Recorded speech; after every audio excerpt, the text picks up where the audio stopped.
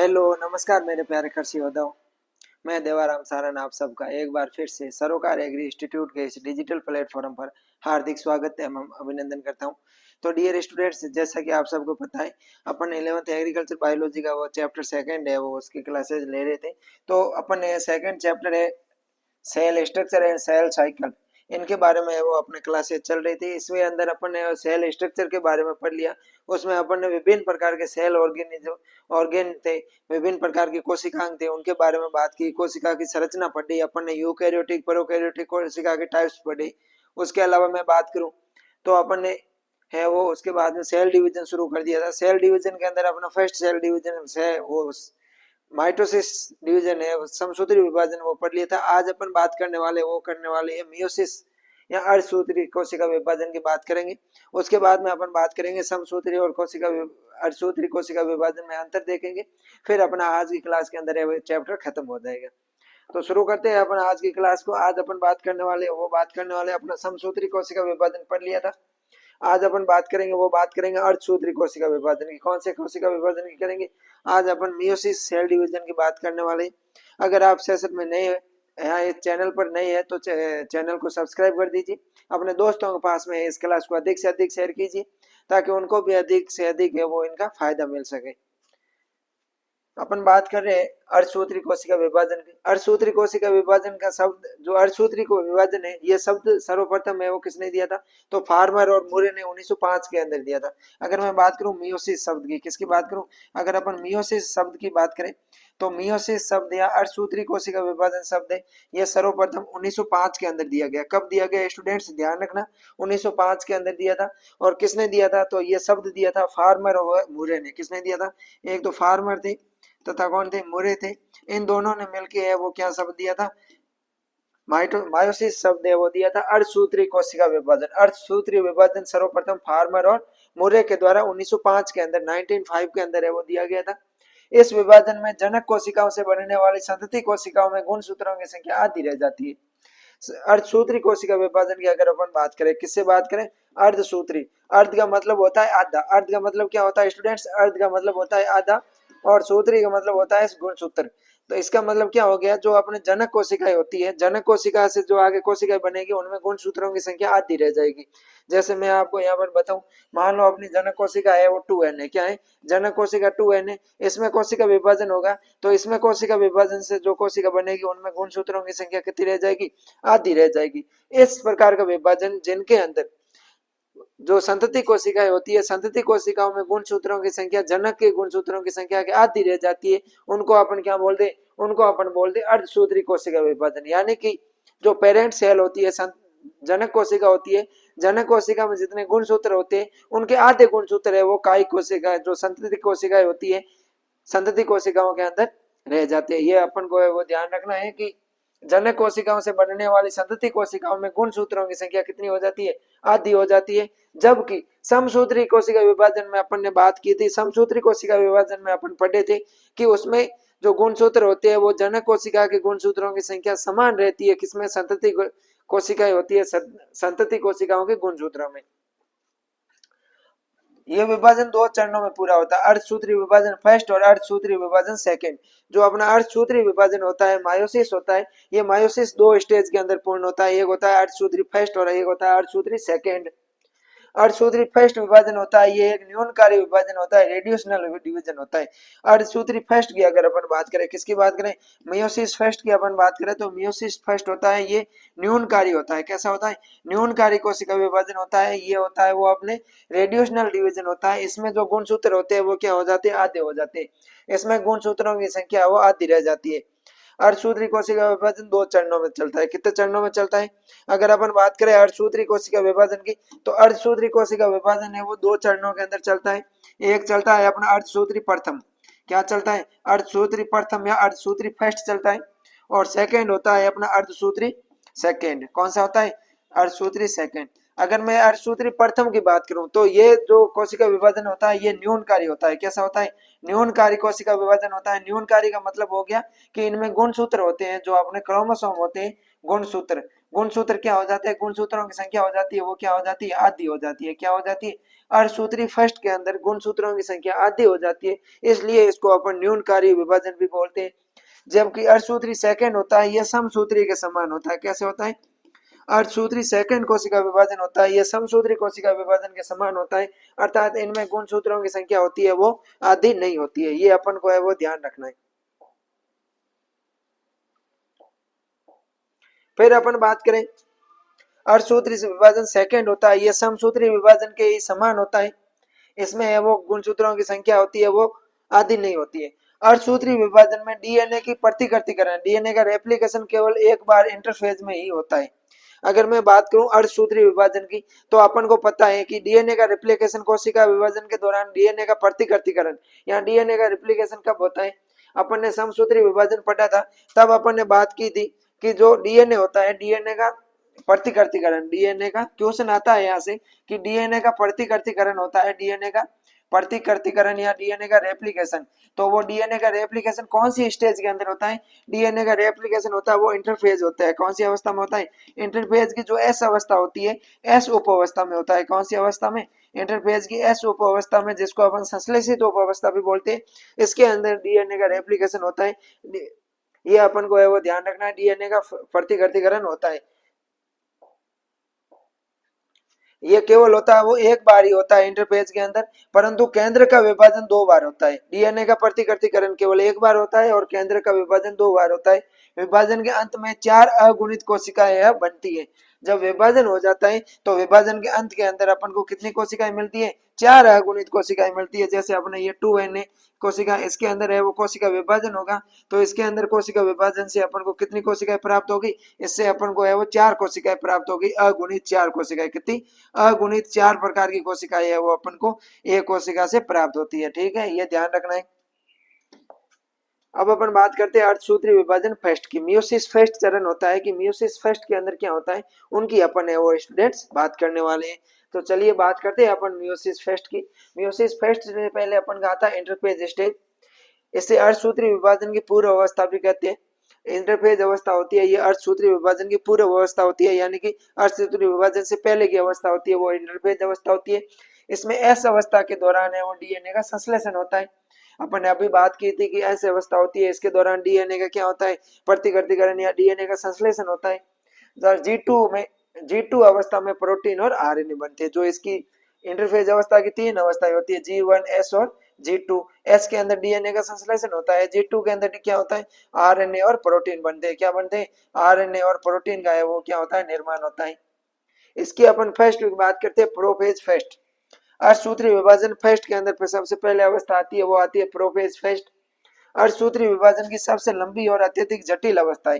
Question आ जाए कि अर्धसूत्री विभाजन की मियोसिस सेल डिवीजन की सबसे लंबी अवस्था कौन सी है, तो सबसे लंबी अवस्था होती है अपनी होती है प्रोफेज फर्स्ट अवस्था होती है। कौन सी होती है, अर्धसूत्री विभाजन की सबसे लंबी अवस्था होती है वो अपने प्रोफेज फर्स्ट होती है। यह अर्धसूत्री विभाजन की सबसे लंबी होती है और जटिल होती है। कैसी होती है, एक तो अपन को ध्यान रखना है लंबी होती है। कैसी होती है, एक तो अपन को ध्यान रखना है कि यह अवस्था होती है वो लंबी होती है, दूसरी अवस्था अपन को ध्यान रखना है यह जटिल होती है। कैसी होती है, जटिल होती है। इस बात का भी अपन को है वो ध्यान रखना है।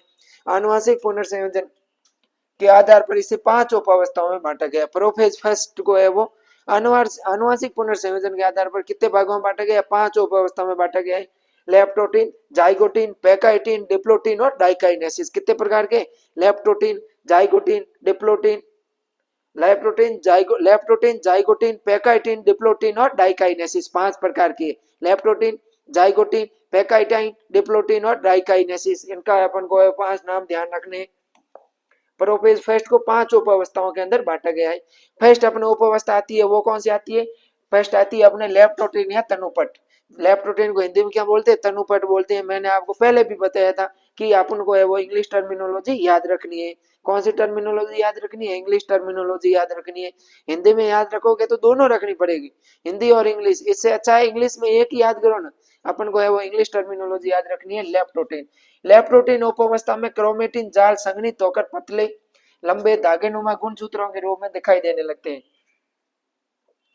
जो लेप्टोटीन उप अवस्था आती है इस लेप्टोटीन उप अवस्था के अंदर जो क्रोमेटिन जाल होते हैं वो संघनित हो जाते हैं, संघनित मतलब इकट्ठा हो जाते हैं, और ये लंबे पतले धागेनुमा गुणसूत्रों के रूप में अपन को दिखाई देते हैं। गुणसूत्रों पर मनकों के समान क्रोमोमीर दिखाई देते हैं। अपन ने बात की थी समसूत्री विभाजन पढ़े थे, तब अपन ने कहा था कि गुणसूत्र के ऊपर है वो प्लेट नुमा संरचनाएं पाई जाती है जिसको अपन क्रोमोमीर कहते हैं। तारक के अंदर पृथक होने लगते हैं, तारक के अंदर होते हैं वो अपने अलग अलग ध्रुवों की ओर है वो अलग पृथक अलग होना शुरू हो जाती है। केंद्रिका और केंद्रक झिल्ली है वो लुप्त होना शुरू हो जाती है लेप्टोटीन में।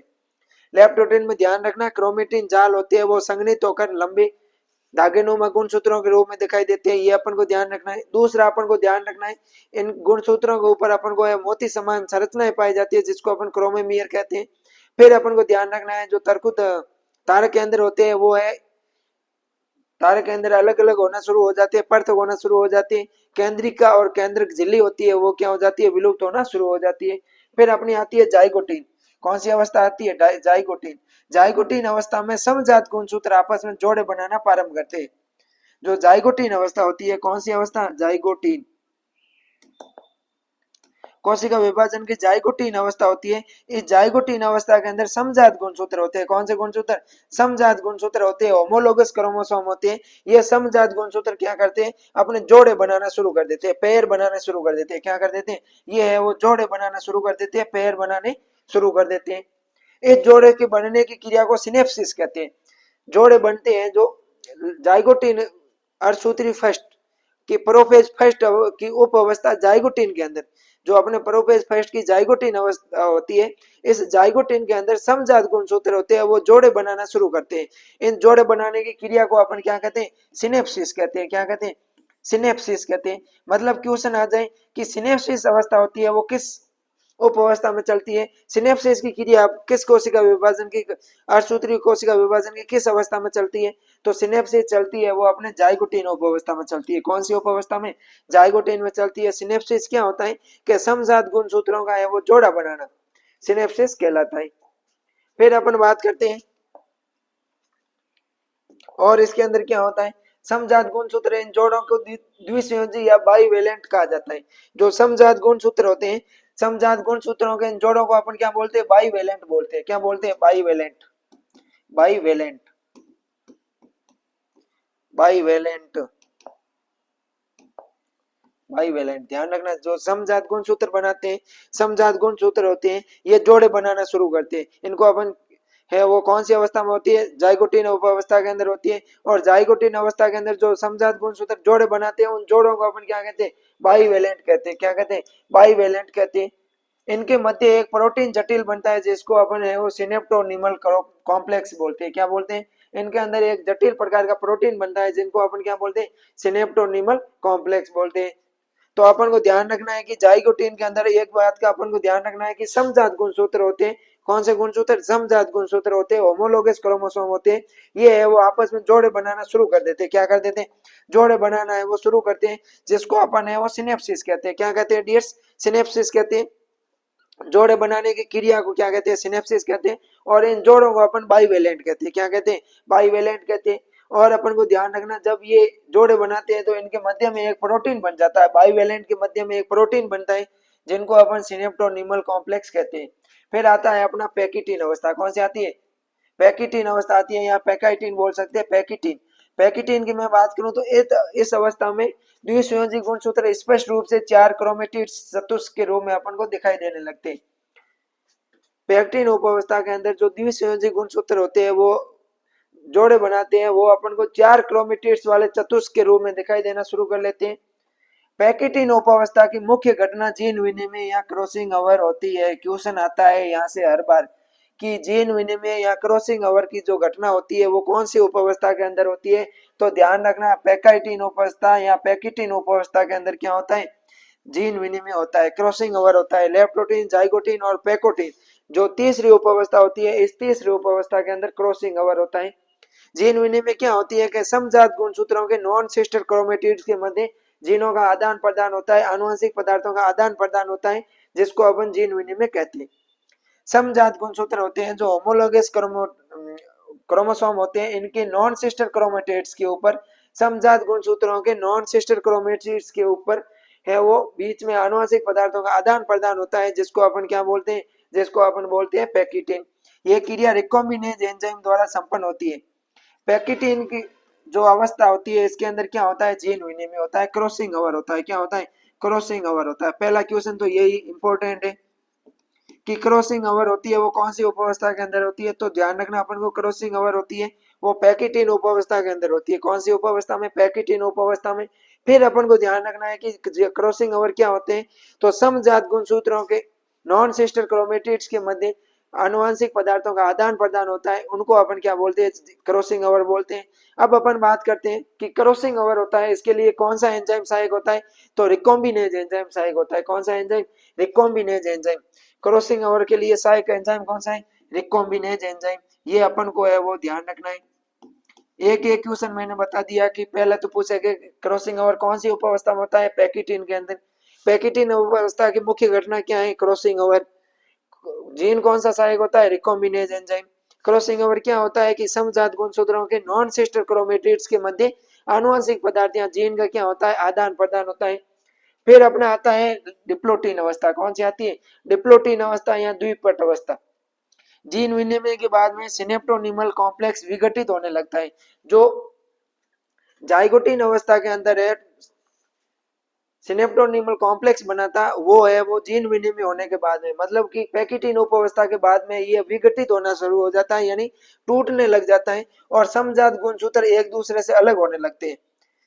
डिप्लोटीन उपावस्था के अंदर क्या होता है कि जो सिनेप्टोनिमल कॉम्प्लेक्स होते हैं वो टूटना शुरू हो जाते हैं, विघटन होना शुरू हो जाते हैं, जिससे समजात गुणसूत्र अलग हो जाते हैं, परंतु वे उन बिंदुओं पर आपस में जुड़े रहते हैं जहां जीन विनिमय हुआ है।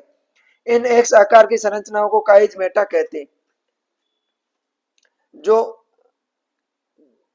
समजात गुणसूत्र होते हैं वो डिप्लोटीन अवस्था के अंदर सिनेप्टोनिमल कॉम्प्लेक्स के विघटित होने के कारण अलग होना शुरू हो जाते हैं, लेकिन उन अवस्थाओं से जुड़े रहते हैं, उन जगह से जुड़े रहते हैं जहां पर जीन विनिमय हुआ है।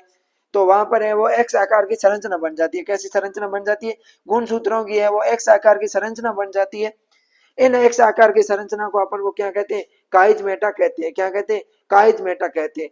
तो ध्यान रखना कि काइज मेटा संरचना है वो कौन सी उपावस्था के अंदर देखने को मिलती है, काइज मेटा। काइज मेटा, काइज मेटा संरचना होती है वो अपन को डिप्लोटीन के अंदर है वो दिखाई देने लगती है। ये हो गया आपने डिप्लोटीन के। पहला ध्यान रखना है कि इसके अंदर सिनेप्टोनिमल कॉम्प्लेक्स होता है वो विघटित होना शुरू हो जाता है, मतलब सिनेप्टोनिमल कॉम्प्लेक्स टूटना शुरू हो जाता है। सिनेप्टोनिमल कॉम्प्लेक्स के टूटने के कारण जो समजात गुणसूत्र थे, जो जोड़े बना के रखे थे, वो अलग अलग होना शुरू हो जाते हैं, लेकिन जहां जीन विनिमय हुआ है, क्रॉसिंग ओवर हुआ है, वहां से अलग नहीं होते हैं। तो वहां संरचना बन जाती है एक्स आकार की, और इस एक्स आकार की संरचना को अपन काइज मेटा के नाम से जानते हैं। किसके नाम से जानते हैं, काइज मेटा के नाम से जानते हैं। तो काइज मेटा की संरचना अपन को डिप्लोटीन के अंदर देखने को मिलती है। लास्ट अपनी अवस्था आती है प्रोफेज फेस्ट की, लास्ट अवस्था आती है अपने आती है डाइकाइनेसिस। डाइकाइनेसिस प्रोफेज फेस्ट की अंतिम अवस्था है। इसमें काइज मेटा का अंत होने लगता है, जिसे उपांतिकरण या टर्मिनलाइजेशन कहते हैं। टर्मिनलाइजेशन। डाइकाइनेसिस के अंदर क्या होता है, जो अपने काइज मेटा बना था, क्या बना था, काइज मेटा बना था आपने डिप्लोटीन के अंदर काइज मेटा बना था। इस काइज मेटा का क्या हो जाना, टूटना है ये शुरू हो जाता है, अंत होना शुरू हो जाता है। इसको अपन टर्मिनलाइजेशन कहते हैं। क्या कहते हैं, टर्मिनलाइजेशन। टर्मिनलाइजेशन, टर्मिनलाइजेशन क्या होता है, टर्मिनलाइजेशन का मतलब होता है कि जो काइज मेटा अवस्था है उसका टूटना टर्मिनलाइजेशन कहलाता है, उपांतिकरण कहलाता है। गुणसूत्र पूर्णतः संघनित हो जाते हैं, मतलब गुणसूत्र होते हैं वो विकसित हो जाते हैं, संघनित हो जाते हैं। प्रोफेज के अंत में केंद्रक झिल्ली और केंद्रिका पूर्णतः लुप्त हो जाते हैं। केंद्रक झिल्ली और केंद्रिका है प्रोफेज फर्स्ट के अंदर है वो लुप्त हो जाते हैं। तार के अंदर ध्रुवों की ओर गति करते हैं और तर्कु तंतु बनाने लगते हैं। तार के अंदर होते हैं वो ध्रुवों की तरफ गति करना शुरू करते हैं और तर्कु तंतु बनाना शुरू करते हैं। फिर आती है अपने मेटाफेज फर्स्ट अवस्था। प्रोफेज के बाद में कौन सी अवस्था आती है, प्रोफेज फर्स्ट के बाद में आती है मेटाफेज फर्स्ट। इसमें समजात गुणसूत्रों के जोड़ों की कोशिकाओं के मध्य दो समांतर पट्टियों में व्यवस्थित हो जाते हैं। जो समजात गुणसूत्र होते हैं, समजात गुणसूत्रों के जोड़े होते हैं कोशिका के मध्य में, कहां पर, कोशिका के मध्य में एक पट्टी के रूप में समांतर व्यवस्थित हो जाते हैं। जैसे अपने ये कोशिकाएं, ये कोशिका का मध्य भाग है, तो यहाँ पर है वो समजात गुणसूत्र इस प्रकार से है वो व्यवस्थित होना शुरू हो जाते हैं, जिससे मेटाफेज प्लेट बनती है। कौन सी अवस्था बनती है, मेटाफेज प्लेट है वो बनती है मेटाफेज के अंदर। तर्कुतंतु समजात गुणसूत्रों के सेंट्रोमियर से जुड़ जाते हैं। तर्कुतंतु होते हैं वो समजात गुणसूत्रों के सेंट्रोमियर से, यहाँ से वो तारक केंद्र होता है, यहाँ से तर्कुतंतु निकलते हैं और ऐसे सेंट्रोमियर से जुड़ जाते हैं। केंद्रक झिल्ली और केंद्रिका अनुपस्थित होते हैं, इसके अंदर है वो केंद्रक झिल्ली और केंद्रिका अनुपस्थित होते हैं क्योंकि ये प्रोफेज फेस्ट के अंदर नष्ट हो गए थे, लुप्त हो गए थे। फिर आती है अपने एनाफेज फेस्ट अवस्था। फेस्ट पर उसके बाद में प्रोफेज के बाद में आती है एनाफेज। इस अवस्था में समजात गुणसूत्र एक दूसरे से अलग होकर विपरीत ध्रुवों की ओर जाने लगते हैं। इसके अंदर क्या होता है कि जो एनाफेज होती है इसमें समजात गुणसूत्र होते हैं वो एक दूसरे से अलग हो जाते हैं। पहले है वो जहां पर क्रॉसिंग ओवर हुआ था वहां से जुड़े हुए थे और इस अवस्था के अंदर तर्कुतंतुओं के संकुचन के कारण है वो पृथक हो जाते हैं, जिसको अपन डाई जंक्शन कहते हैं और डाई जंक्शन के कारण विपरीत ध्रुवों की ओर जाने लगते हैं। सेंट्रोमियर का विभाजन नहीं होता है, अर्थात प्रत्येक गुणसूत्र अपने दोनों क्रोमेटिड्स के साथ में ध्रुवों की ओर जाते हैं। इस प्रकार ध्रुवों पर गुणसूत्रों की संख्या क्या हो जाती है, आधी हो जाती है। फिर आती है अपने टीलोफेज फर्स्ट। टीलोफेज फर्स्ट गुणसूत्र ध्रुवों पर पहुंच जाते हैं। टीलोफेज फर्स्ट में गुणसूत्र होते हैं वो ध्रुवों पर पहुंच जाते हैं। केंद्रक झिल्ली और केंद्रिका पुनः स्पष्ट दिखाई देने लगते हैं। कोशिका में दो अगुणित केंद्रक बन जाते हैं। टीलोफेज फर्स्ट के अंदर क्या होते हैं, जो गुणसूत्र होते हैं वो अपने ध्रुवों पर पहुंच जाते हैं। केंद्रक झिल्ली और केंद्रिका अपन को है वो स्पष्ट दिखाई देना शुरू हो जाते हैं। दो है वो अपने क्या बन जाते हैं, केंद्रक बन जाते हैं। अगुणित दो केंद्रक बन जाते हैं। इसके बाद में कोशिका द्रव्य का विभाजन होता है, जिसको अपन क्या कहते हैं, साइटोकाइनेसिस कहते हैं, जिसे कोशिका द्विक या वो डायड ऑफ सेल्स कहते हैं। दो अगुणित केंद्रक के निर्माण के बाद में कोशिका विभाजन शुरू होता है, कोशिका द्रव्य का विभाजन शुरू होता है, साइटोकाइनेसिस प्रक्रिया शुरू होती है। अर्धसूत्री फर्स्ट और अर्धसूत्री सेकंड के बीच में एक अवस्था आती है, बीच की अवस्था को अपन क्या बोलते हैं, इंटरकाइनेसिस बोलते हैं। क्या बोलते हैं, इंटरकाइनेसिस या अंतराल अवस्था। अर्धसूत्री दो अर्धसूत्री विभाजन, अर्धसूत्री फर्स्ट और अर्धसूत्री सेकंड के बीच का जो संक्षिप्त अंतराल होता है, छोटा अंतराल होता है, उसको अपन इंटरकाइनेसिस कहते हैं। इसमें तारक केंद्रों का द्विगुणन होता है। क्या होता है, इंटरकाइनेसिस अवस्था के अंदर तारक केंद्र होते हैं, तारक केंद्रों का द्विगुणन होता है, मतलब तारक केंद्र दो बनते हैं। डीएनए का प्रतिलिपिकरण बिल्कुल नहीं होता है। फिर होता है अपना अर्धसूत्री विभाजन सेकंड, यानी मियोसिस सेकंड चरण शुरू होता है। यह विभाजन समसूत्री विभाजन के समान ही होता है। क्या होता है कि मियोसिस सेकंड होता है वो माइटोसिस के समान होता है। इसमें प्रविष्ट होने वाली कोशिकाएं अगुणित होती है। जो समसूत्री विभाजन के सेकंड के अंदर, अर्धसूत्री विभाजन सेकंड के अंदर जो कोशिकाएं प्रविष्ट करेगी वो कैसी होती है, अगुणित होती है और डीएनए की मात्रा भी आधी हो चुकी होती है। इसकी फर्स्ट अवस्था आती है prophase first, telo prophase second sorry telophase first में गुणसूत्रों की जो आंशिक कुंडलन हुआ था, टीलोफेज फर्स्ट हुई थी, अर्धसूत्री विभाजन की लास्ट अवस्था थी। उसके अंदर क्या होता है, गुणसूत्रों का आंशिक कुंडलन होता है, मतलब गुणसूत्र है वो आंशिक रूप से कैसे होते हैं, कुंडलित अवस्था में रहते हैं आंशिक रूप से, वे पूर्ण संघनित होकर नए छोटे और नए स्पष्ट हो जाते हैं। प्रोफेज सेकंड के अंत में केंद्रिका और केंद्रक झिल्ली का विघटन हो जाता है। प्रोफेज सेकंड के अंत के अंदर केंद्रिका और केंद्रक झिल्ली है वो दोबारा विघटन हो जाता है और तर्कु उपकरण का निर्माण होता है। मेटाफेज फर्स्ट, मेटाफेज सेकंड में क्या होता है कि गुणसूत्र होते हैं वो मध्यवर्ती पट्टिका मेटाफेज प्लेट पर आ जाते हैं, विन्यासित हो जाते हैं। विपरीत ध्रुवों के तर्कु तंतुओं की सूक्ष्म नलिकाएं गुणसूत्र के सेंट्रोमियर के काइनेटोकोर से आकर जुड़ती है। फिर एनाफेज के अंदर क्या होता है कि गुणसूत्रों का सेंट्रोमियर होता है दो भागों में टूट जाता है और जिससे क्रोमेटिड्स विपरीत ध्रुवों की ओर तर्कु तंतुओं के संकुचन के कारण खींचने लगते हैं। प्रत्येक क्रोमेटिड अब एक स्वतंत्र गुणसूत्र की तरह व्यवहार करता है। फिर आती है अपनी टीलोफेज सेकंड अवस्था। टीलोफेज सेकंड अवस्था अर्धसूत्री विभाजन की अंतिम अवस्था है। क्या है, टीलोफेज सेकंड अवस्था होती है वो अर्धसूत्री विभाजन की अंतिम अवस्था होती है। इसमें गुणसूत्रों के दोनों समूह विपरीत ध्रुवों पर पहुंचने के बाद में अकुंडलित होकर क्रोमेटिन जाल में बदल जाते हैं। टीलोफेज सेकंड में क्या होते हैं, जो गुणसूत्रों के दोनों समूह है, गुणसूत्रों के दोनों समूह वो विपरीत ध्रुवों पर पहुंचने के बाद में अकुंडलित होकर किसका निर्माण करते हैं, क्रोमेटिन जाल का निर्माण करते हैं और उनके चारों ओर केंद्रक झिल्ली और केंद्रिका पुनः निर्माण होना शुरू हो जाता है। बाद में क्या है, केंद्रक झिल्ली और केंद्रिका का निर्माण शुरू हो जाता है। बाद में कोशिका द्रव्य विभाजन होता है, साइटोकाइनेसिस होता है और अंत में अपन को चार अगुणित संतति कोशिकाओं का निर्माण हो जाता है। इस प्रकार अपने जो अर्धसूत्री विभाजन होता है इससे एक अर्धसूत्री कोशिका से कितनी कोशिकाएं बनती है, चार अगुणित कोशिकाएं बनती है। कितनी कोशिकाएं बनती है, चार अगुणित कोशिकाएं वो बनती है। ये हो गया अपने कोशिका विभाजन समसूत्री, कल पढ़ लिया था। अर्धसूत्री आज पढ़ लिया। अब अपन बात करते हैं कि इंपॉर्टेंस क्या है, अर्धसूत्री विभाजन क्यों आवश्यक है, इसका कुछ तो महत्व होगा ना, उस महत्व की बात करते हैं अपन।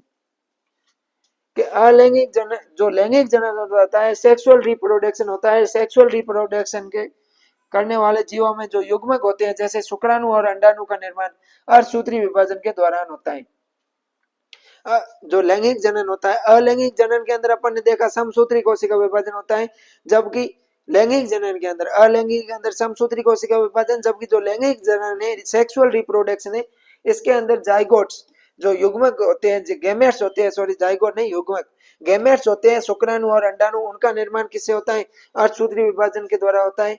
ये युग्मक एक कोशिकीय और अगुणित होते हैं। कैसे होते हैं, एक कोशिकीय होते हैं और अगुणित होते हैं। इन अगुणित युग्मकों के संलयन के बाद में क्या बनते हैं, द्विगुणित युग्मनज जाइगोट बनता है। जो गैमेट्स होते हैं अगुणित, इन अगुणित गैमेट्स में निषेचन होता है, उनका संलयन होता है, जिससे क्या बनते हैं, द्विगुणित युग्मनज बनता है और नए जीवों का विकास होता है। इस प्रकार अर्धसूत्री विभाजन पीढ़ी दर पीढ़ी प्रत्येक जाति में गुणसूत्रों की निश्चित संख्या को नियत रखता है। गुण जो अर्धसूत्री विभाजन होता है वो पीढ़ी दर पीढ़ी प्रत्येक जाति के जो गुणसूत्र होते हैं उनको नियत रखता है। अर्धसूत्री विभाजन की प्रोफेज फर्स्ट अवस्था में जीन विनिमय होता है। क्या होता है, अर्धसूत्री विभाजन की प्रोफेज फर्स्ट के अंदर जीन विनिमय होता है, जिससे आनुवंशिक विभिन्नताएं उत्पन्न होती है। क्या होती है, जीन विनिमय के कारण क्या होता है, अपन को पढ़ा था कि प्रोफेज फर्स्ट की जो प्रोफेज फर्स्ट अवस्था होती है उसके अंदर क्या होता है, अपने क्रॉसिंग ओवर होता है, जीन विनिमय होता है डिप्लोटीन के अंदर। फिर अपन बात करते हैं इसमें आनुवंशिक विभिन्नताएं होती है, जीन विनिमय के कारण उत्पन्न होती है, जो नई जातियों के उद्ध विकास का मुख्य आधार होती है। क्या होती है, नई जातियों के उद्ध विकास का मुख्य आधार होती है। अब अपन बात करते हैं समसूत्री विभाजन और अर्धसूत्री विभाजन की। किसकी बात करेंगे, समसूत्री विभाजन और अर्धसूत्री विभाजन की अपन वो अंतर की बात कर लेते हैं। अगर अपन बात करें समसूत्री कोशिका विभाजन और अर्धसूत्री कोशिका विभाजन के अंतर की,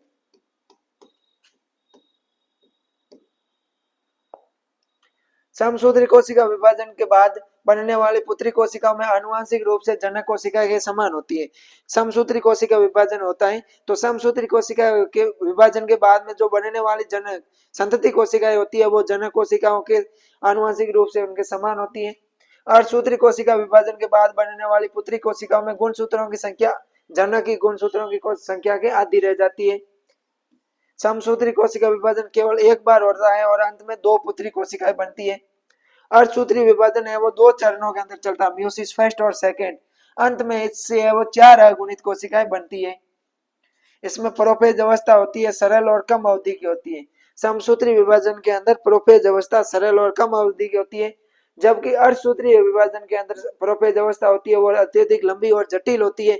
अपन ने बात की थी कि अर्धसूत्री विभाजन के अंदर कितनी 5 उप अवस्थाएं होती है, leptotene, zygotene, pachytene, diplotene, diakinesis. समसूत्री विभाजन में समजात गुणसूत्रों के मध्य सिनेप्सिस और जीन विनिमय नहीं होता है।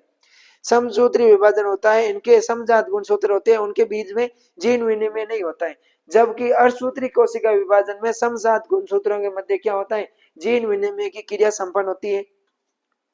समसूत्री कोशिका विभाजन की मेटाफेज अवस्था में सभी गुणसूत्र एक सिंगल मेटाफेज प्लेट पर व्यवस्थित होते हैं। समसूत्री कोशिका विभाजन होता है, इसकी जो मेटाफेज अवस्था होती है, इस मेटाफेज अवस्था के अंदर सभी गुणसूत्र होते हैं मध्य की मेटाफेज प्लेट पर व्यवस्थित होते हैं और यहाँ पर अपन मेटाफेज अवस्थाओं में गुणसूत्रों की मार्फोलॉजी का अध्ययन करते हैं।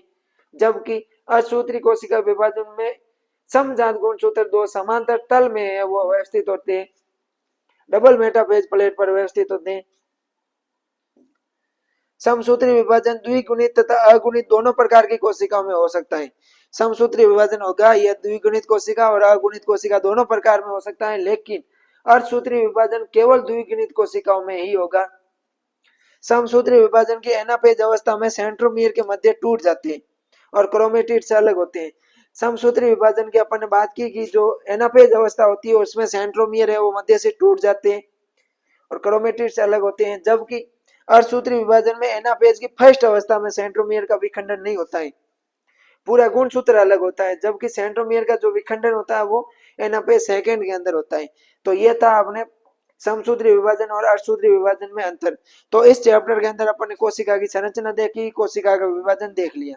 मुझे आशा है कि इसकी जो अपने 4 क्लासें हुई है शायद मेरे हिसाब से, इन चारों क्लासों के अंदर है वो आपको कोई भी डाउट नहीं है। अगर आपको कोई डाउट रहता है कोशिका से रिलेटेड, किसी भी तरह का सेल से रिलेटेड आपको कोई डाउट है तो आप कमेंट कर देना, आपका डाउट है वो सॉल्व करवा दिया जाएगा।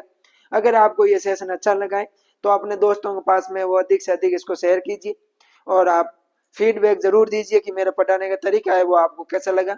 मिलते हैं अपन नेक्स्ट क्लास में, तब तक के लिए अपना नेक्स्ट चैप्टर है वो आवर्त बीजियों का शायद है वो अध्ययन है, मार्फोलॉजी के बारे में पढ़ेंगे। अपने नेक्स्ट चैप्टर कौन सा है, मार्फोलॉजी है, उसके बारे में अपन पढ़ेंगे। तो उससे पहले आप है वो मस्त रहिए, खुश रहिए, पढ़ते रहिए और एंजॉय कीजिए। Thank you.